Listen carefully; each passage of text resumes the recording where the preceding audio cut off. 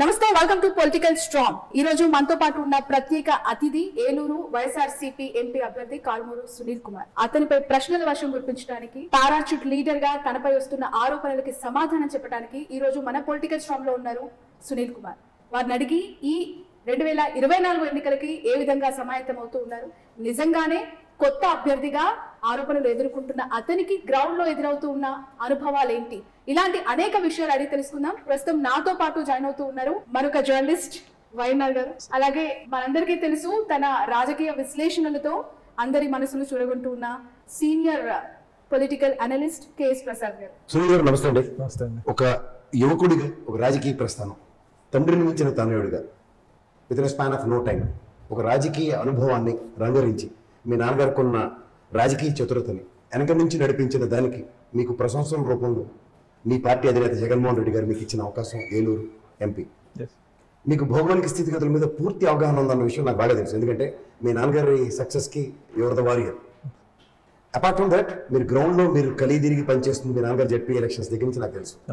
And ఈ ప్రస్థానంలో మీకు ఎదురవుతున్న అనుభవాల కన్నా మీకు అక్కడ ఉన్న స్థితిగతుల మీద ప్రతి విషయంలోనూ మీకు ప్రభావితం చేసే అంశాలతో మీరు ముందుకెళ్తున్న ఈ రాజకీయ క్షేత్రంలో ఇవాళ మిమ్మల్ని ఎదుర్కోవడానికి చాలా రోజులు నానా తెప్పలు పడి మీ సామాజిక వర్గ ప్రతినిధిని వాళ్ళు తీసుకొచ్చే పారాచూట్ తీసుకొచ్చి కూర్చోపెడితే స్నేహి తెలియని రాజకీయ అనుభవంలో అతను క్షేత్రస్థాయిలో నాన్నగారితో పనిచేసిన ఉదంతో అయితే నాకు తెలియదు.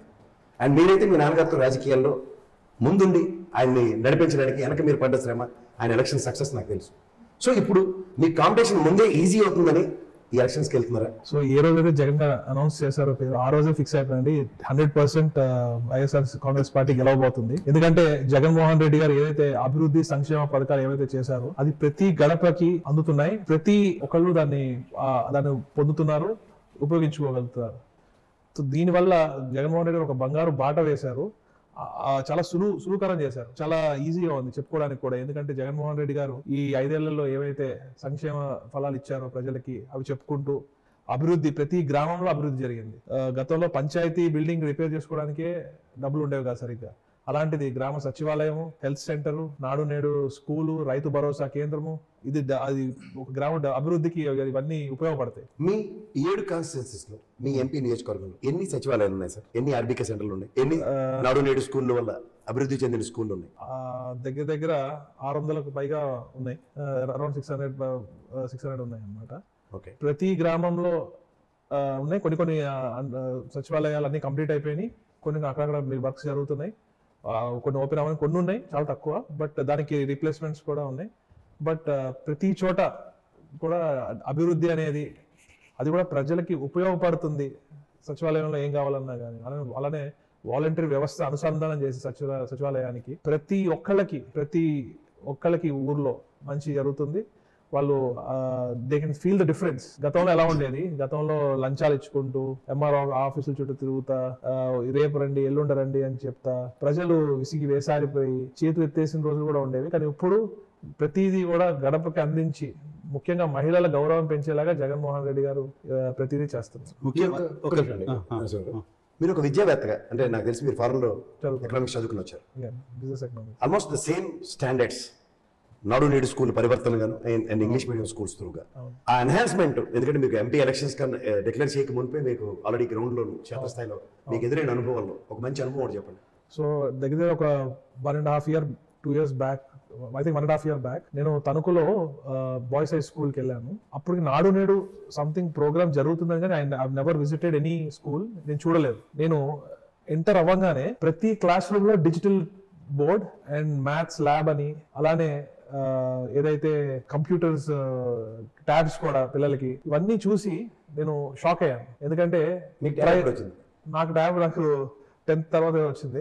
ఇప్పుడు 8th క్లాస్ పిల్లలకి ట్యాబ్ ఇచ్చి అందులో బైజూస్ యాప్ తో నేను చూసాను పిల్లలు కూడా ఎంత ఆడుతూ పాడుతూ చదువుకుంటున్నారు. వాళ్ళు, నేను కొంతమంది మ్యాథ్స్ ల్యాబ్కి వెళ్ళడం జరిగింది, వాళ్ళు నాకు కూడా అసలు కొన్ని అర్థం కాని కూడా ఎంత స్పీడ్ గా చేస్తున్నారు అంటే అది కూడా నేను షాక్ అయ్యాను. గతంలో ఆ స్కూల్ దుస్థితి చాలా నార్మల్ గా ఉండేది, కొంచెం పెయింట్ అలా ఉండేది. అలాంటిది దాన్ని రూపురేఖలే మార్చేసి మళ్ళీ పిల్లలతో నేను భోజనం చేయడం జరిగింది. ఎక్సలెంట్ ఫుడ్ ఆ రోజు, ఎగ్ కానివ్వండి, ఫ్రైడ్ రైస్, వెజ్ బిర్యానీ కానివ్వండి, చిక్కీ కానివ్వండి. అసలు అలాంటి ఆలోచన ఎందుకు ఈ దేశంలో ఏ ముఖ్యమంత్రికి ఇప్పుడు దాకా రాలేదు, జగన్మోహన్ రెడ్డి గారికి వచ్చింది. సో పిల్లలు ఎప్పుడైతే ఇవన్నీ పోషకాహారం కానివ్వండి ఇవన్నీ అందుతాయో అప్పుడే కదా రేపొద్దున వాళ్ళు కంపీట్ చేసి ప్రైవేట్ స్కూల్ పిల్లలతో కంపీట్ చేసి ముందుకెళ్ళగలుగుతారు. So I was very impress. నేను అసలు జగన్మోహన్ రెడ్డి గారికి అంటే ఎప్పుడు ఇష్టమే, కానీ నేను ఈ నాడు నేడు స్కూల్స్ చూసిన తర్వాత అది ఇంకొక 100 రెట్లు పెరిగింది. సునీల్ గారు, సరే మీరు తిరుగుతున్నారు కాబట్టి మీ పార్టీ ఉపన్యాసాలు ఎలాగో చెప్తూనే ఉంటారు, కానీ సిట్టింగ్ ఎంపీలో ఇద్దరికి YSR Congress party ticket reject చేసిందని పార్టీ మారారు. అవును. శ్రీకృష్ణదేవరాయలు గారు కేవలం టికెట్ రాలేదని పార్టీ మారారు. మాగుంట శ్రీనివాసరెడ్డి గారు, మాగుంట శ్రీనివాసరెడ్డి గారు డెకేడ్స్ టుగెదర్ పాలిటిక్స్ లో ఉన్నారు. వైసీపీలో టికెట్ దక్కడానికి వాళ్ళిద్దరికి లేని అర్హత ఏంటి? సునీల్ కుమార్ ఉన్న అర్హత ఏంటి? నేను ఎప్పుడు కూడా పార్టీని ఒక పార్టీ లేకపోతే ఎమ్మెల్యేలు కానీ ఎంపీ పదవులు కానీ ఇవేమీ లేవు. So party main. సో నేను ఎప్పుడు కూడా పార్టీ కోసం వాటి గురించి ఆలోచిస్తూ పార్టీకి ఏదైతే మంచి జరుగుతుందో అది ప్రజల్లోకి తణుకు వరకే కదా అప్పుడు నా పరిధి. సో తణుకులో ఎట్లా ఇంప్రూవ్ చేయాలి పార్టీని, రేపు పొద్దున మళ్ళీ ఎన్నికలు వచ్చినప్పుడు మనం ఎట్లా చేయాలి, దీని మీద వర్క్ చేస్తూ ఉండేవాడిని. ప్లస్ నేను ఇవన్నీ కూడా నేను కొన్ని డిస్కస్ చేస్తూ ఉండేవాడిని పార్టీ పెద్దలతో అక్కడంతా కూడా. సో ఎప్పుడు కూడా పార్టీ గురించి ఎక్కువ ఆలోచించేవాడిని. అలానే నాన్నగారు నెక్స్ట్ మళ్ళీ గెలవడానికి ఇంకా ఈజీగా ఉండాలి, మనం ఎక్కువ కష్టపడకుండా ముందే గ్రౌండ్ వర్క్ చేసుకోవాలి, ఇప్పుడు దీని గురించి ఎక్కువ ఆలోచిస్తూ ఉండేవాడిని. సో మేబీ అది ఆలోచన మరి అది జగన్మోహన్ రెడ్డి గారి దాకా వెళ్ళిందేమో. మరి నాకు ఆపర్చునిటీ మరి జగన్మోహన్ రెడ్డి గారు ఏం చూసి ఇచ్చారో జగన్మోహన్ రెడ్డి గారు మనకి చెప్పరు. ఓకే, మీరు అనుకుంటుంది ఇది, మీరు పార్టీ కోసం కష్టపడుతున్నారు కాబట్టి పార్టీ గురించి ఇప్పుడు ఆలోచిస్తూ ఉంటాను. మంచి జరగాలి, మన పార్టీ ఇంకా అందరికి ఇంకా ప్రజల్లోకి ఇంకా బాగా వెళ్ళాలి, ప్రజలకు తెలియాలి. ఎందుకంటే ఏ మాటగా ఆ మాట చెప్పుకోవాలి, తెలుగుదేశం పార్టీ ఏమి చేయకుండానే పబ్లిసిటీ పీక్స్ లో చేసుకుంటారు. కానీ వైసీపీ ఎన్ని చేసినా కూడా, ఇన్ని పథకాలు చేసినా కూడా, ఇన్ని అభివృద్ధి పనులు చేసినా కూడా ప్రజల్లోకి తీసుకెళ్లడంలో మేము కొంచెం తెలుగుదేశం పార్టీతో హానెస్ట్ గా చెప్పాలి, తెలుగుదేశం పార్టీతో కంప్లీట్ జరిగిన స్థాయిలో చేసి చెప్తారు. వాళ్ళిద్దరికి లేదు, నాకు ఉందని చెప్పొచ్చు కదా. దట్ ఈస్ లాయల్టీ అని. లాయల్టీ కూడా అనేది డెఫినెట్లీ లాయల్టీ ఫ్యాక్టర్ కూడా ఉంటుంది. రైట్ సునీల్ గారు, స్టార్టింగ్ మీరు మాట్లాడుతూ అన్నారు సంక్షేమ పథకాలు జగన్ గారు చేశారు, ఆ మంచే మాకు తిరిగి గెలిపిస్తుంది అని ఒక వర్డ్ యూజ్ చేశారు. నిజంగానే సంక్షేమ పథకాల పనితీరు 90% కంప్లీట్ చేశాం కాబట్టి అవే మాకు శ్రీరామ రక్షగా భావించి ప్రచారానికి వెళ్తున్నాను. ఒక ఎడ్యుకేటెడ్ పర్సన్ గా, ఒక యంగ్ పొలిటికల్ లీడర్ గా అభివృద్ధి ఏం చేశారు రాష్ట్రానికి వైసీపీ ప్రభుత్వం అంటే, జగన్మోహన్ రెడ్డి గారు అంటే ఒక స్ట్రైట్ ఆన్సర్ ఏమి ఇవ్వగలుగుతారు? మీ హయాంలో కంప్లీట్ అయిన ప్రాజెక్ట్స్, మీ హయాంలో తీసుకొచ్చిన developments. So first we have to start from the basics. So ఒక సిటీ ఇప్పుడు డెవలప్ అయిపోతే పల్లెటూరులు మాత్రం గతంలో అలానే ఉండేవి అంటే నేను చూసినంత వరకు.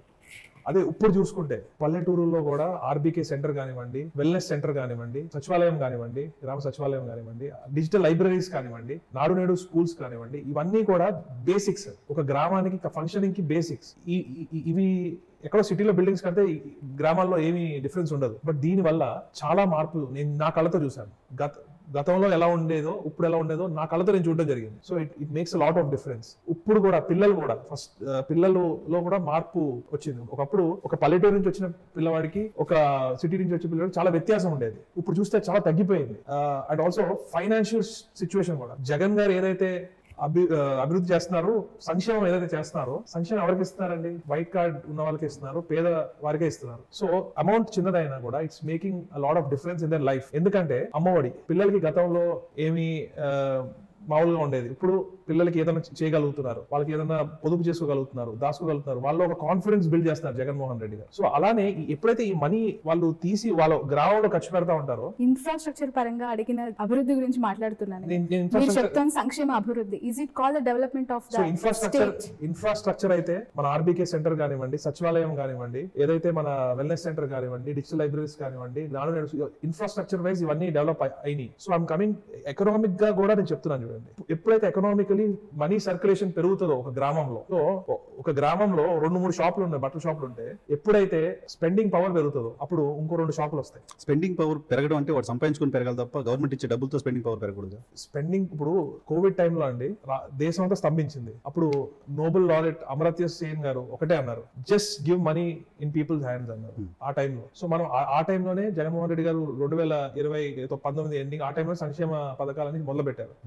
సో ఈ రోజు ఏపీ నంబర్ 1 ఉందంటే దేంట్లో నంబర్ 1 GSDP లో we're number 1. Yeah and tax Andhra Pradesh GST income లో AP is number 1. Andhra Pradesh Sri Lanka అయిపోయిందని ప్రతిపక్షాలు చెప్తుంటే మీరు శ్రీలంక అయిపోయింది అంటారు, లేకపోతే రేపు జింబాబ్వే అయిపోయింది అంటారు, ఇంకా రకరకాల. మీరు అమర్ సింగ్ కోట్ చేశారు కాబట్టి ఎకనామిస్ట్, మీరు కూడా ఎకనామిక్ స్టూడెంట్ కాబట్టి విదేశాల్లో చదువుకున్నారు కాబట్టి, విదేశాల్లో మీరు చదువుకున్న దగ్గర డెవలప్మెంట్ అంటే డబ్బులు పంచడమేనా? డెవలప్మెంట్ అంటే ఓన్లీ డబ్బులు పంచడం కాదు. జగన్మోహన్ రెడ్డి గారు ఓన్లీ డబ్బులు ఒకటే పంచలేదు, అభివృద్ధి పనులు బోల్డ్ అని చేశారు. హాస్పిటల్స్ కట్టారు, మన హాస్పిటల్స్ విత్ మెడికల్ కాలేజెస్ కట్టారు. మరి అది డెవలప్మెంట్ కాదా? ఏలూరు పార్లమెంట్ గురించి మాట్లాడుకుందాం. ఏలూరు పార్లమెంట్ లో జగన్మోహన్ రెడ్డి గారు కొబ్బరికాయ కొట్టి ఈరోజు కంప్లీట్ అయ్యి ఫస్ట్ బ్యాచ్ కూడా ఈరోజు స్టార్ట్ అయింది. మరి ఇది అభివృద్ధి కాదా? మరి ఉద్దానం కిడ్నీ సెంటర్ కట్టారు, అది అభివృద్ధి కాదు. Human development is state development. Exactly అంతే కదండి. ఇప్పుడు ఓన్లీ సిటీలో 4 బిల్డింగ్లు కడితే ఇట్ డజంట్ మేక్ ఎనీ, ఊర్లో ఉన్న ప్రజలకు ఏం ఇంపాక్ట్ ఉంటుంది? ఏంటంటే కంపెనీలు రాలేదు, మొత్తం వెళ్ళిపోతున్నాయి ఇక్కడ నుంచి. ఎందుకు రాలేదండి? డైకిన్ కానివ్వండి, సెంచరీ ప్లై కానివ్వండి, ఈ రోజు మన యోకోహామా టైర్స్ కానివ్వండి, మన JSW స్టీల్ ఫ్యాక్టరీ కానివ్వండి, ఇంకా చెప్పుకుంటూ పోతే లిస్ట్ చాంతాడంత లిస్ట్ ఉంది. ఇవన్నీ గ్రీన్కో ఇన్వెస్ట్మెంట్. ఇప్పుడు గ్రీన్కో చూసి అదానీ వాళ్ళు కూడా సేమ్ అదే గ్రీన్ ఎనర్జీ పెట్టబోతున్నారు, రిలయన్స్ వాళ్ళు పెట్టబోతున్నారు. గ్రీన్కో ఎనర్జీ అని మీరు చెప్తుంది, ఎనర్జీ కంపెనీ అని మీరు చెప్తుంది. గ్రీన్కోకి 100 ఎకరాల భూములు దోచిపెట్టేశారు అనేది తెలుగుదేశం పార్టీ చేస్తున్నారు. వాళ్ళు ఏదైనా అలానే చెప్తారండి. గ్రీన్కో 100 ఎకరాలు తీసుకుని అందులో ఏమి వ్యవసాయం చేయరు వాళ్ళు. అందులో వాళ్ళు గ్రీన్ ఎనర్జీకి సంబంధించినవే చేస్తారు కాబట్టి. రైట్. సునీల్ గారు పారాచూట్ లీడర్ అని, రాజకీయాలంటే అసలు అనుభవం లేదని మీ పైన ఎన్నో అలిగేషన్స్ ప్రతిపక్షం అంటే కొత్తగా వచ్చేసారు, సడన్ గా వచ్చి టికెట్ దక్కించేసుకున్నాడు అని చెప్పి in party out side of the party ఎన్నో కమెంట్స్ వచ్చాయి. దాన్ని ఎలా తీసుకుంటున్నారు? సో బేసికలీ అండి, నేను 15 years ఉన్నప్పటి నుంచి నేను రాజకీయాలు చూస్తానే ఉన్నాను. 2002 నుంచి మా ఫాదర్ రాజకీయాల్లోనే ఉన్నారు. ఇవన్నీ చూస్తానే పెరిగాను. నేను 2016 ఎలక్షన్ కి తిరగడం జరిగింది. అంటే మీరు 2006 ఎలక్షన్ తిరగడం. మీరు చూస్తూనే ఉన్నారు, రాజకీయాలు చేస్తూనే ఉన్న వాళ్ళకి రాని అవకాశాలు మీకు ఎందుకు వచ్చినాయి? చెప్పాను కదా, నేను పార్టీ అంటే మరి ఒక తల్లిలా భావించి పార్టీ కోసం పనిచేయాలి. సంవత్సరాలుగా కొంతమంది నాయకులు వాళ్ళ వారసుల్ని రాజకీయాల్లోకి తీసుకురావాలని చెప్పి అనేక ప్రయత్నాలు చేస్తున్నప్పటికీ కూడా జగన్మోహన్ రెడ్డి గారు ఏరి కోరి సడన్ గా మీ పేరు అనౌన్స్ చేయడం వెనుక ఏం మ్యాజిక్ జరిగింది? సో నేను ఇప్పుడు కల్లో కూడా అనుకోలేదు నాకు ఈ ఆపర్చునిటీ వస్తుందని. మీరే అనుకోలేదు, జగన్ గారు ఎందుకు అనుకున్నారు అనేది ప్రశ్న. January 11th అనౌన్స్ అయింది. 10th రోజు నేను బయటకు వెళ్ళి కొంచెం తిరిగేసి వచ్చి టైర్డ్ అయ్యి వర్క్ పని మీద రిలాక్స్ అవుతుండగా ఫోన్ వచ్చింది.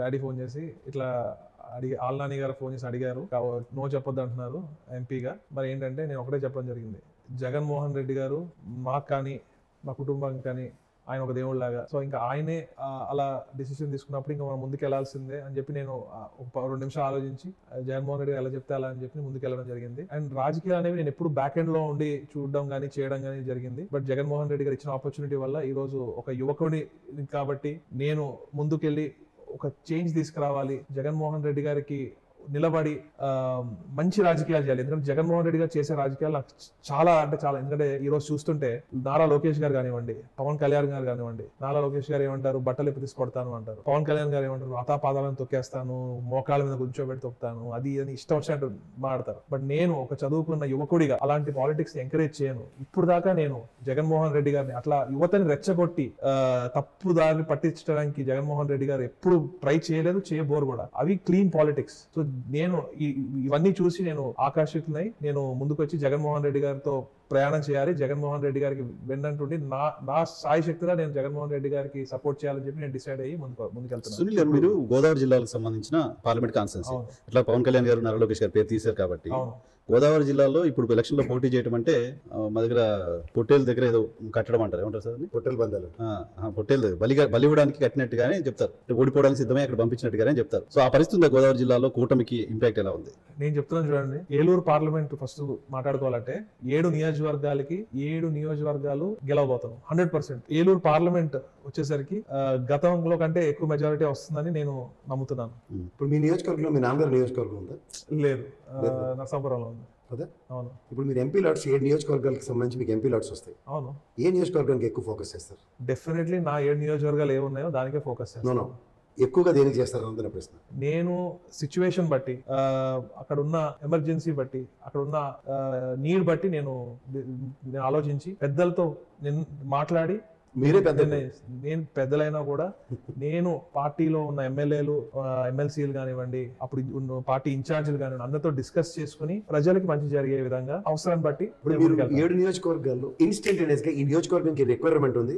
As soon as I become MP దీనికి ఫస్ట్ ప్రయారిటీలో చేస్తారన్నది. చింతలపూడి ఎత్తిపోతల పథకం చాలా మనకి కావాలి. తప్పకుండా నేను జగన్మోహన్ రెడ్డి గారితో దీని గురించి నేను ముందు తీసుకెళ్ళాను. అలానే ఏదైతే పోలవరంలో ఏదైతే నాకు ట్రైబల్ ఏరియాస్ ఉన్నాయో అక్కడ నాకు నేను స్పెషల్ ఇంట్రెస్ట్ పెట్టి, ఎందుకంటే ప్రపంచం చాలా స్పీడ్గా గ్రో అవుతుంది, కానీ అక్కడ ఎందుకు కొంచెం వెనకబడతారు, ఇంకా ఎందుకు ఉండాలి, వారు కూడా స్పీడ్గా మనతో పాటు ఈక్వల్గా ఉండాలి. సో అది నేను ఆలోచిస్తున్నాను దాని గురించి. అక్కడ అలా అవడానికి రేపొద్దున్న పోలవరం ప్రాంతాల్లో ఉన్న గిరిజన ప్రాంతాలు కూడా సమానంగా ఎదగాలంటే రేపొద్దున్న ఏదైతే మన ట్రైబల్ మినిస్ట్రీ ఉంటుందో సెంట్రల్ నుంచి, అక్కడ నుంచి ఫండ్స్ తీసుకురావడం కానివ్వండి, ఉపాధి పథకాలు తీసుకురావడం కానివ్వండి, అలానే ఏదన్నా ఇండస్ట్రీస్, స్మాల్ స్కేల్ ఇండస్ట్రీస్ ఏదైతే ట్రైబల్ కమ్యూనిటీస్ వాళ్ళు సొంతంగా నడుపుకునేలాగా బోల్డెన్ ఆపర్చునిటీస్ కూడా ఉన్నాయి. ఆల్రెడీ రీసెర్చ్ చేయడం మొదలు పెట్టాను. సో అలాంటివి తీసుకురావడానికి నేను కృషి చేస్తాను.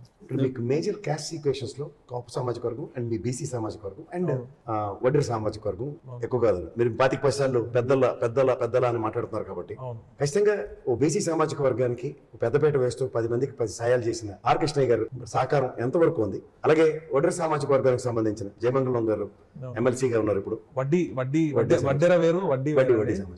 సో బేసికలీ ఏంటంటే అండి, వడ్డీ సామాజిక వర్గం గురించి నేను Day 1 నుంచి స్టడీ చేయడం జరుగుతుంది. ఫస్ట్ వచ్చింది ఏంటంటే, జయమంగళం వెంకటరమణ గారు 2009లో ఎమ్మెల్యే అయినప్పుడు నాకు తెలిసి, ఎందుకంటే మీ నియోజకవర్గంలో 7 నియోజకవర్గాలకి అగ్రిగేట్ 10 నుంచి 20 వేల మంది ఉన్నారు. దగ్గర 60,000-70,000 ఉన్నారు ఓవరాల్. అది వాళ్ళు 7 సెగ్మెంట్స్ అయితే.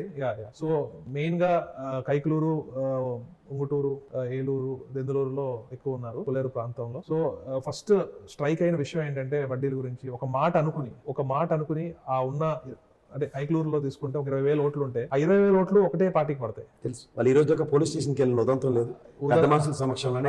అన్ని వాళ్ళ సిస్టమ్, వాళ్ళ కట్టుబాట్లు అసలు ఏంటి అన్ని తెలుసుకున్నాను, వాళ్ళ ట్రెడిషన్స్ తెలుసుకున్నాను. వాళ్ళు ఏదైతే ఒక ఫిషర్మెన్ కమ్యూనిటీ కాకపోయినా ఫిషింగ్ చేస్తారు, they want be in BCA. ఇప్పుడు అందులో 15 సంవత్సరాలు మీ నాన్నగారితో ప్రస్థానంలో తెలుసుకున్నాను నేను. ఇవైతే ఇప్పుడే తెలుసుకున్నాను, బట్ నేను ఈ ఏరియాస్ నేను తిరిగినవే. ఈ కొల్లేరు ప్రాంతం కానివ్వండి, మన పోలవరం ప్రాంతం కానివ్వండి, వాళ్ళకి ఇన్స్టంటేనియస్ గా ఏం చేస్తారు? ఫస్ట్ వాటర్ ప్రాబ్లం ఉంది, ఫస్ట్ దాని మీద దృష్టి పెడతాము. తర్వాత ఇంకా వాళ్ళ తెలుసు కదండి, మూడో కౌంటర్ గురించి, దాని గురించి కూడా ఆల్రెడీ అసెంబ్లీలో కూడా తీర్మానం చేయడం జరిగింది. అవన్నీ కూడా వారికి మంచి జరిగేలాగా ఆల్రెడీ జగన్మోహన్ రెడ్డి గారి సంక్షేమ ఫలాల వల్ల వడ్డీ కమ్యూనిటీలో చాలా మార్పులు వచ్చాయి. ఈ రోజు డ్వాక్రా ఆసరా కానివ్వండి, మహిళలు ఈ రోజు సొంతంగా వ్యాపారాలు చేయగలుగుతున్నారు, చిన్న కుటీర పరిశ్రమలు పెట్టుకుని వాళ్ళ కాళ్ళ మీద నిలబడగలుగుతున్నారు. So it's making a lot of difference. So ఇంకా మంచిగా అయ్యేలాగా, రేపొద్దున్న వారు ఇంకా అభివృద్ధి చెందేలాగా నేను కష్టపడుతున్నాను. నాకు ఇంతకుముందు క్వశ్చన్ ఆన్సర్ రాలా. జనసేన ఇంపాక్ట్ బాగా ఉండే జిల్లాల్లో గోదావరి జిల్లా ఒకటి.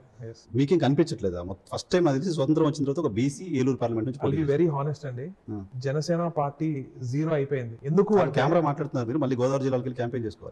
గోదావరి జిల్లాలో జనసేన పార్టీ 0. అసలు జనసేన పార్టీ ఎందుకు ఉందో కూడా, Janasena party is B team for TDP అండి. పవన్ కళ్యాణ్ గారు నా దృష్టిలో ఒక పొలిటీషియనే కాదు. ఎందుకు అంటే అసలు ఈజ్ నాట్ ఈవెన్ పొలిటీషియన్ నా దృష్టిలో. ఒక పొలిటీషియన్ అవ్వాలంటే ఫస్ట్ జగన్మోహన్ రెడ్డి గారు ఎప్పుడు పాలిటిక్స్ లోకి వచ్చారో ఆయన కూడా అప్పుడే పాలిటిక్స్ లోకి వచ్చారు. ఈ రోజు జగన్మోహన్ రెడ్డి గారు చూడండి, ఒక ప్లానింగ్, ఒక విజన్ తో ఈ రోజు పార్టీని ఒక స్టేజ్ కి తీసుకొచ్చారు. పవన్ కళ్యాణ్ గారు చూడండి, ఆయన కూడా పాలిటిక్స్ సేమ్ టైమ్ లో వచ్చి అసలు ఇప్పుడు దాకా వాళ్ళకి బూత్ కమిటీస్ చేసుకోవడానికి ఇప్పుడు మీరు ఉన్నారు, డైరెక్ట్ గా వచ్చి ఎంపీ నిలబడుతున్నారు. అందరికి అట్లా అవకాశం రావు కదా. పవన్ కళ్యాణ్ 25 years కోసం పనిచేస్తున్నారు. ఆయన జగన్మోహన్ రెడ్డి బిల్ చేసుకుంటే జగన్మోహన్ రెడ్డి గారు కూడా, జగన్మోహన్ రెడ్డి గారు కూడా, రాజశేఖర రెడ్డి గారు వాళ్ళ అబ్బాయి అయినా కూడా what ever he built it from the scratch. అంటే అందరూ ఒకేలా వెళ్ళలేరు కదా. ఒక్కొక్క జగన్మోహన్ రెడ్డి గారు ఆర్థిక సామర్థ్యం తన దగ్గర లేదని పదే పవన్ కళ్యాణ్ చెప్తుంటారు. ఎవరు చెప్తారండి? భలే చెప్తారండి. ఎందుకు ఉండదండి? ఒక సినిమా తీస్తే 50 కోట్లు వస్తాయని ఆయనే చెప్తారు కదా. ఆయన ఈ సంవత్సరానికి 3-4 సినిమాలు తీస్తున్నారు కదా. మరి ఆయన ట్యాక్స్ ఇంత ట్యాక్స్ కడతాను ఆయనే చెప్పుకుంటారు. అంటే ఎందుకు జగన్మోహన్ రెడ్డి గారు ఎదగలేదు అంటారు కదా. అంటే ఈజ్ అ ఫెయిల్యూర్ అండి. ఈ ఫెయిల్డ్ యాస్ అ పొలిటీషియన్. ఎందుకంటే ఒక రాజకీయ పార్టీ పెట్టి ఎవరైనా దేనికోసం ఫైట్ చేస్తారండి? ఒక చీఫ్ మినిస్టర్ అవుదామని మేము ఒక పరిపాలన చేస్తాము, మేము వచ్చాక ఇది చేస్తాము, మేము వచ్చాక అది చేస్తామని చెప్తారు. ఈయన ఏనాడైనా చెప్పారా అలా? మేము వచ్చాక బట్టలిప్పి కొడతాము, మేము వచ్చాక మోకాళ్ళని నుంచో పెడతాము, మేము వచ్చాక వైసీపీ గూండాలని అది చేస్తాము ఇది చేస్తాము, గూండాలు అంటారు. అధికారంలో ఉన్నాము, అధికారంలో ఉన్నాము. ఏ రోజైనా జగన్మోహన్ రెడ్డి గారు ఏదైనా మాట్లాడారా? ఎప్పుడు చూడు జగన్మోహన్ రెడ్డి గారు అండి మీకు మంచి జరిగితేనే ఓటేయండి, లుక్ ఎట్ ది డిఫరెన్స్ అండి. మీకు మంచి జరిగితే ఓటేయండి, లేకపోతే లేదు. ఈ లీడర్ మీకు బాగా కనిపిస్తాడు సార్. పవన్ కళ్యాణ్ ఆరాధించే వాళ్ళకి పవన్ కళ్యాణ్ గొప్పగా కనపడతాడు. ఏం చెప్తారు ఇప్పుడు ఈ రోజు కాపు సామాజిక వర్గం మొత్తం పవన్ కళ్యాణ్ గారితో ఉంది అనుకుంటే మీరు పప్పులో కాలేసినట్టే. ఎందుకు అంటే ఒకే ఒక ఎగ్జాంపుల్ చెప్తాను. ఒక ఇంటికి వెళ్ళాను నేను, గడప గడప చేస్తా, ఇంటిపైన జనసేన జెండా ఉంది. ఇంటికి వెళ్ళి మీ కాపు నేస్తం వచ్చిందమ్మా, మీకు ఇది వచ్చిందమ్మా, మీకు ఇది వచ్చిందమ్మా, దగ్గర 3-4 లక్షల రూపాయల లబ్ధి చేకూరింది. కానీ ఆవిడ కన్నీళ్లు పెట్టుకుంది. అదేంటి ఎందుకమ్మా కన్నీళ్లు పెట్టుకుంటున్నాం అంటే, జగన్మోహన్ రెడ్డి గారే ఈ రోజు కరోనా టైంలో నేను కూరగాయల వ్యాపారం చేసుకుంటాను, కరోనా టైంలో నేను మా పిల్లలు తిన్నాము అంటే జగన్మోహన్ రెడ్డి గారి పథకాల వల్లే మేము తిన్నాము అని చెప్పారు. కానీ మా పిల్లలు ఏదైతే ఉన్నారో వాళ్ళు ఎప్పుడు పవన్ కళ్యాణ్ అంటారు. పవన్ కళ్యాణ్ తిట్టారు, ఆవిడ తిట్టి రెచ్చగొడతాడు. రెచ్చగొట్టే మాటలు తప్ప ఏమున్నాయి? పిల్లలు చూసి రెచ్చిపోతున్నారు, పాడైపోతున్నారు. పిల్లలు రెచ్చిపోతున్నారు. పిల్లలు యూత్ బ్యాంక్ ఉంది, యూత్ ఓట్ బ్యాంక్ ఉంది కదా. యూత్ ఓట్ బ్యాంక్ ఉంటే పిల్లలు ఇప్పుడు టీడీపీ ఓట్ బ్యాంక్ యాడ్ అవుతుంది కాదండి. ఈ రోజు జనసేన నుంచి రేపు గుండెగోళ్ళలో మా పార్టీలోకి పెద్ద ఎత్తున జనసేన నుంచి జాయిన్ అవబోతున్నారు. అవుతారు సార్. మీ దగ్గర ఎందుకు అవుతున్నారు? యువత జాయిన్ అవుతున్నారు. ఎందుకు అవుతున్నారు? They are realizing Pawan Kalyan యువతని జస్ట్ అలా వాడుకుని తీసుకెళ్లి టీడీపీ వాళ్ళ కాళ్ళ దగ్గర పడేద్దామని చెప్పి ట్రై చేస్తున్నారు అని చెప్పి యువతకు అర్థమవుతుంది.